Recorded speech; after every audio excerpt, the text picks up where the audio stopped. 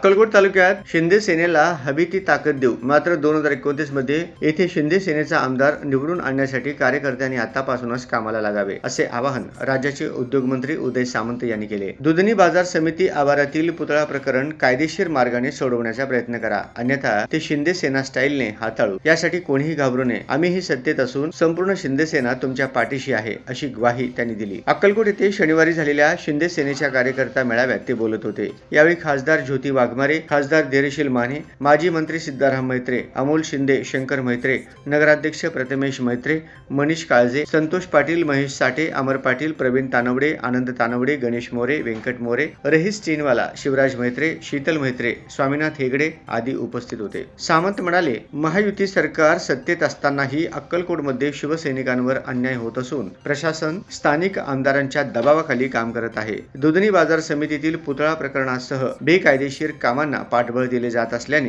कायदा सुव्यवस्थेचा प्रश्न निर्माण होऊ शकतो. कार्यकर्त्यांनी संयम राखावा, मात्र गरज पडल्यास पक्ष पातळीवर लक्ष घालू. शहर व ग्रामीण भागातील विकासासाठी लवकरच निधी उपलब्ध करून देण्याचाही प्रयत्न करू, असे स्पष्ट करताना त्यांनी दुधनीमध्ये एमआयडीसी उभारण्यासाठी प्रयत्नशील असल्याचीही ग्वाही दिली. या मेळाव्यात माजी पंचायत समिती सदस्य सिद्धय्या मठपती, साखर कारखाना संचालक भीमा धोत्री, संजय शरणार्थी, अंशराज खडमुसे, विठ्ठल कत्ते यांच्यासह सुमारे 40 ते 50 कार्यकर्त्यांनी शिंदे सेनेत प्रवेश केला. मैत्रे यांच्या भूमिकेला पाठिंबा देत पाडलेला चबुतरा त्याच ठिकाणी पुन्हा उभारला जाईल आणि शिंदे सेना त्यांच्या पाठीशी ठामपणे उभी राहील, असे सांगितले. माजी जिल्हा परिषद सदस्य आनंद तानवडे यांनी 2029 मध्ये शिंदे सेनेचा आमदार निश्चित निवडून येईल असा विश्वास व्यक्त केला, असे खासदार धैर्यशील माने म्हणाले. प्रशासनावर पक्षपातीपणाचा आरोप करत आम्ही कायदेशीर मार्ग स्वीकारत असताना विरोधक बेकायदेशीर मार्गाने काम करत असून प्रशासन त्यांना साथ देत आहे. आमचा विरोध गणेश मंदिराला नसून पुतळा चबुतरा पाडून करत असलेल्या बेकायदेशीर कामाला आहे, असे स्पष्ट केले, असे माजी मंत्री सिद्धाराम मैत्रे म्हणाले.